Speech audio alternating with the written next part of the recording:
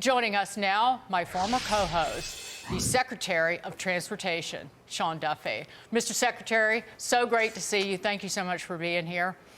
It is so good to be back with you, Dagan. Thanks for having me. How does this go?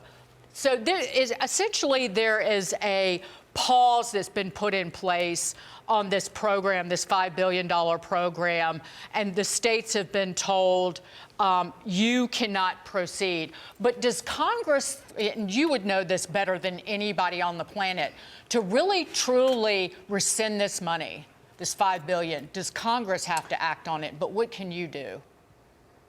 So this is the NEVI program, Dagan, and the statute gives me the authority to review the program and the policy of the program to make sure it fits within the U.S. DOT's priorities. And so what's going to happen is any obligations that have been currently made, like contracts that have been signed, those are going to still be funded, but there'll be no new funding priorities or projects as we go through a review process. Now, that's up for the Congress if they want to claw the money back in reconciliation or some other means. They can do that. But for my purposes, I want to make sure that we're reviewing the program to make sure if you're going to spend money to build chargers, well, you should probably build chargers.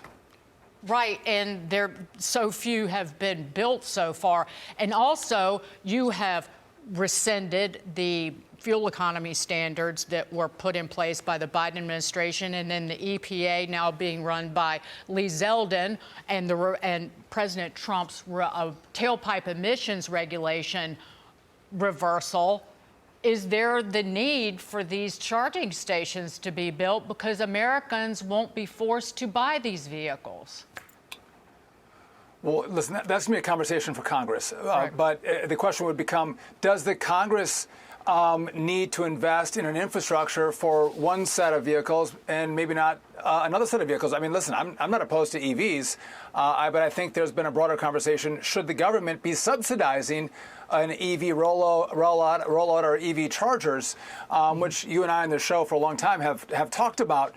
But, you know, so I think there's a role now for Congress. You have the House and the Senate are Republicans. Donald Trump has been at war with the $7,500 cash back plan for EV vehicles. I think we're going to look at the EV plans all the way around. But for my purposes, I was given the authority by the Congress to review the policies and procedures and make sure they fit with the U.S. Department of Transportation. And as I look at that, we're going to recalibrate what the program should look like. And if Congress takes action in the interim, that's their prerogative. Mr. Secretary, the FAA has delayed arrivals at Reagan National after that deadly crash over the Potomac.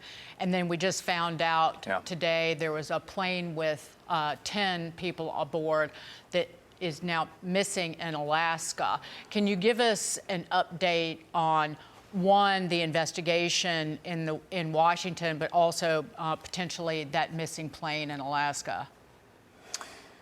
Yeah, hard week in aviation. So we had the D.C. crash, we had the Philly crash, and now we have this lost vehicle up in Alaska, near Nome, Alaska.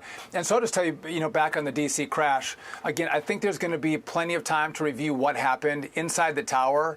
At DCA, there was a consolidation of controllers. One was supposed to be doing helicopters, the other was supposed to be doing, airliners. And the bottom line is they consolidated those positions into one, and they consolidated them earlier. We're going to look at that. But Dagan, you had a Black Hawk helicopter flying at 9 o'clock at night right into the flight path of a landing American Airlines flight. And it was 100 feet above its maximum altitude. Yep. And so I look at this and go, we have to have a complete review of these helicopters flying through civilian airspace. I think you reported on this.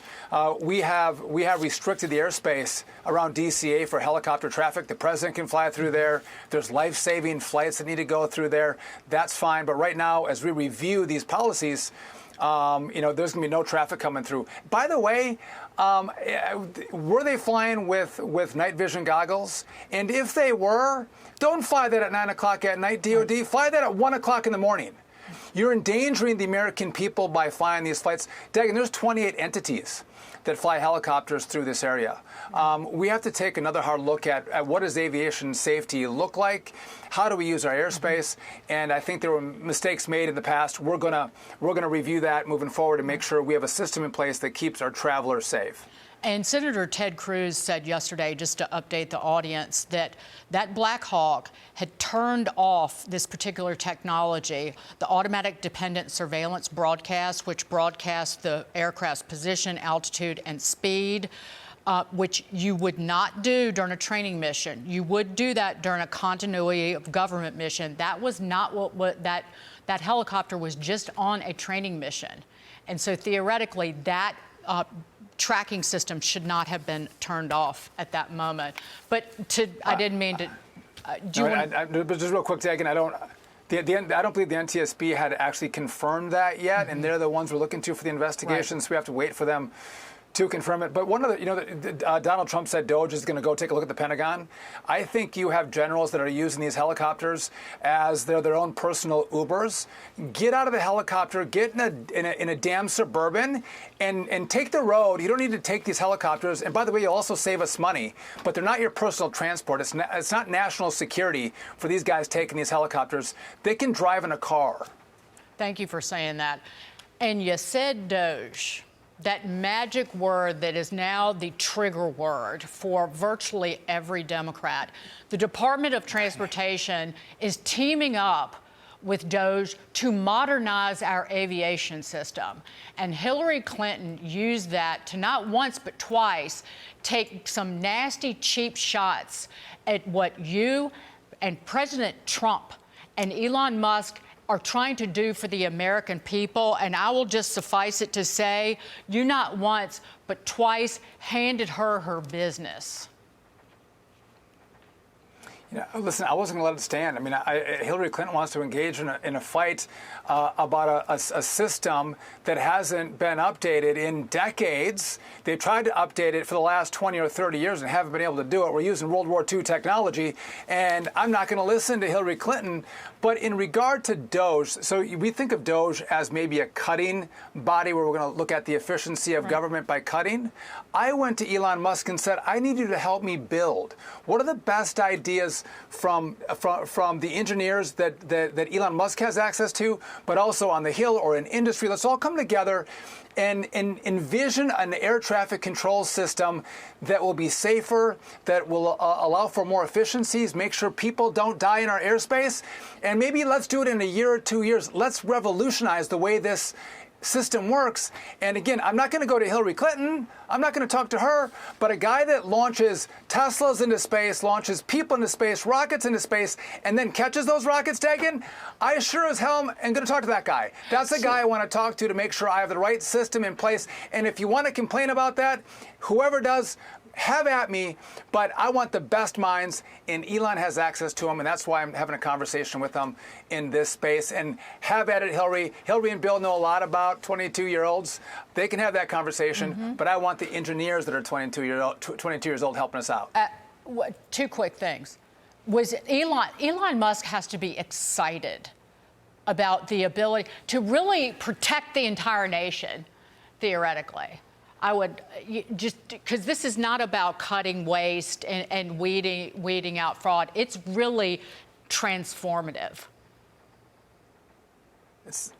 Dagan, what he did, every government agency, you can't send an email between the government agencies. So the president couldn't send one email to federal employees. If you wanted to build that system, it would take you 40 years. Elon Musk did it in 4 days. Again, having smart people transforming the way this old, antiquated government system works, transition it into the greatest technological body in the world. I want that. And by the way, this technology was all built in America, but we don't use it in America because we have so many rules and procedures and bureaucrats that stop it. And Elon's busting through it and making sure our systems are working again. And he's exposing the spending, the grift that exists, that wastes our taxpayer money. And again, I couldn't be prouder and happier that we're having more transparency. Donald Trump and Elon Musk have done more to clear the swamp, to drain the swamp. than anyone has ever done in this country, and that's what's necessary if we're going to radically transform the way our country works, operates, and serves the American people. Well, swampy, grifty liar, that kind of sums up Hillary Clinton. And you have my permission as a taxpayer to keep serving it up to her and everybody else who wants to lie over and over about what President Trump is doing, what Elon Musk is doing, and what every person working in this administration is doing to make this country better and great again. Sean Duffy, Secretary of Transportation. Mr. Secretary, thank you. I miss you, Dagan. Thanks for having me on. You're a patriot, though, and the American people are lucky to have you. I will keep saying that over and over again, and you and your whole family are in my prayers every night. Thank you, sir.